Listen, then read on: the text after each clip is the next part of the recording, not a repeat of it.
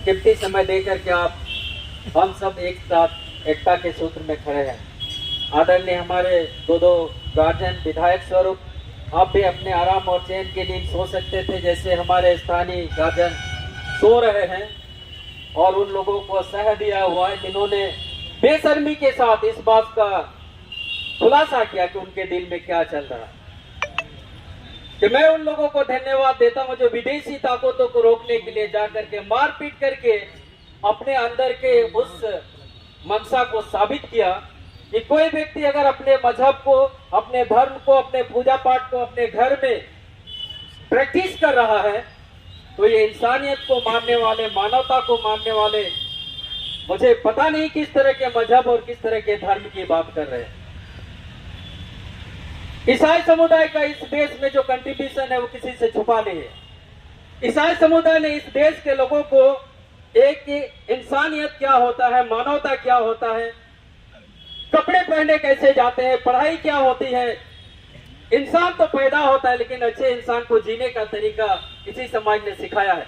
जहां तक उस घटना की बात है, उस घटना में मैं भी था।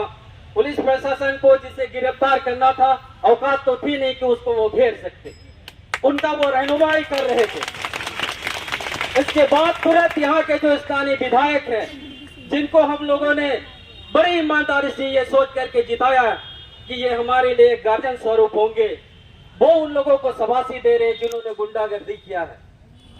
वो उनको जो है वाहवाही दे रहे हैं। तो ये बात सोचने पर मजबूर करता है कि जिन लोगों को हम अपने लिए एक विधायक के रूप में, एक गार्जियन के रूप में चुनाव करते हैं तो हमें आगे पीछे दाएं बाएं सोचना जरूरी होगा। एक मिर्ची खरीदने के लिए आप जाते हैं, 50 बार घुमा के देखते हैं, उसपे कीड़े तो नहीं लगे। इसलिए जितने भी यहाँ हमारे जितने सम्मानित साथी, हमारे गार्जियन स्वरूप जितने भी यहाँ पर खड़े हैं, जो भी कटिहार की जनता सुन रही है, मैं आपको नहीं बोलता कि इसको या उसको वोट दीजिए। जिसको आप 5 साल के लिए अपने ऊपर गार्जियन स्वरूप चुनाव करने के लिए कोशिश करते हैं, दारू और मुर्गा में अपने कीमती वोट को मत बेचिएगा, क्योंकि आपका वो मत का अधिकार है, वो मतदान नहीं है। ये तो इनको जरूरत नहीं पड़ता। आज की जो सभा आप देख रहे हैं, आज का जो रैली आप देख रहे हैं, इसके लिए आपने हम सबको मजबूर किया है। उस घटना के लिए आपने सुना होगा कि वो अपने शांति रूप से अपने आप का प्रार्थना, अपने भगवान का, ईश्वर का भजन कीर्तन कर रहे थे।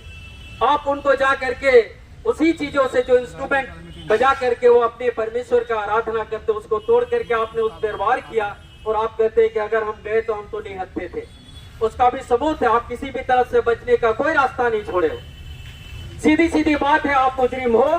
कानून को आपने तोड़ा है, कानून के संविधान को आपने तोड़ा है, इंसानियत को आपने तोड़ा है, आपने समता, स्वतंत्रता, न्याय और बंधुता को तोड़ा है। और इसके लिए यहाँ का जो प्रशासन है वो भी दोषी है, क्योंकि उस दिन से आज तक ये करवटें ले रहे हैं, लेकिन आज तक वो जिस तरह से गिरफ्तारी होनी चाहिए कि नहीं हुआ।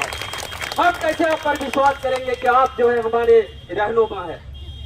तो इन सवालों के घेरे से बाहर निकलना है तो हमें वो लोग गिरफ्त के अंदर में चाहिए, जितने भी गुंडागर्दी किए हैं वो लोग हमें जेल के अंदर में चाहिए, और कड़ी से कड़ी सजा उनको मिलनी चाहिए जो हमारे संविधान के दायरे में आता है। हमारा आदिवासी समाज कमजोर ना तो था, कमजोर ना तो है और न कभी कमजोर होगा, क्योंकि आदिवासी समाज अगर पूरे जंगल को साफ कर सकता है तो गुंडागर्दी को साफ करने की भी हैसियत रखता है।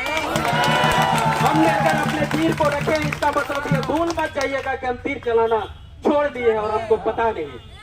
हम हल अगर नहीं जोत रहे तो पहना चलाना हम भूले नहीं है। हम आपको धमकी नहीं दे रहे, हम अपने दुख और अपने भड़ास को आपके सामने रख रहे, क्योंकि आप हमारे गार्जियन हैं। संविधान के दायरे में जो होना चाहिए उसकी हम मांग करते हैं। हमारे पूरे के पूरे आदिवासी समाज की ओर से, हर एक मजहब के तरफ से जो भी लोग यहाँ पर आए हुए हैं, हर एक पार्टी या जो भी संगठन के तरफ में जितने भी लोग यहाँ पर आए हुए हैं, हम आपसे न्याय की गुहार कर रहे हैं। और हम चाहेंगे कि अतिशीघ्र वो गुंडे सलाखों के पीछे में होंगे, और जिससे हम अपने आप को एक शांति मुल्क में या एक शांति डिस्ट्रिक्ट में रह रहे हैं ऐसा महसूस करेंगे। ऐसा हम आपसे अपेक्षा करते हुए अपने वाणी को यही समाप्त करते हैं। जय भीम, जय भारत, जय संविधान, जय आदिवासी, जय जोहार।